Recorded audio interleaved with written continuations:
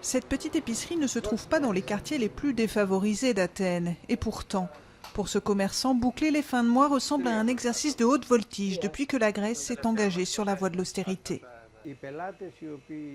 Les clients qui auparavant étaient à l'aise et achetaient pour 15-20 euros, eh bien maintenant ils réduisent leurs dépenses au strict nécessaire.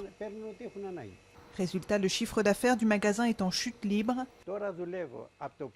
Désormais, je travaille de 8 h du matin jusqu'à 10 h du soir, c'est-à-dire 14 heures par jour. Et c'est avec beaucoup de peine que j'arrive à toucher assez d'argent pour payer mes factures qui, elles, ont augmenté. Pourtant, Hierassimos préfère encore travailler ainsi plutôt que prendre sa retraite. Le montant des pensions a baissé ces 2 dernières années de 10% en moyenne. Dans cette famille aussi, on a perdu en pouvoir d'achat. Ce sont les loisirs qui en ont pris un coup. On est obligé de se restreindre sur ce que veulent les enfants. Par exemple, si mon fils veut un vêtement qui lui plaît, eh bien on peut plus se le permettre. On lui dit non, on l'achète pas. S'il veut sortir s'amuser, on lui dit la même chose. Pourtant, la crise a eu un effet mobilisateur aussi. Face à la remise en cause des conventions collectives, cette mère de famille se porte candidate pour représenter le personnel dans son entreprise.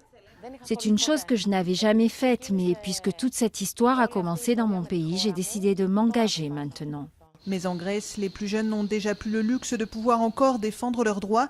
Dina est traductrice freelance. Elle touche environ 500 euros par mois. Certes, cela me suffit tout juste à vivre, mais cela ne me permet pas d'avoir une couverture sociale. Avec ça, je n'ai pas assez pour pouvoir cotiser à la caisse des indépendants. Pourtant, Dina a fait le pas il y a quelques semaines à peine de quitter le logement parental. Un pari en cette période de crise.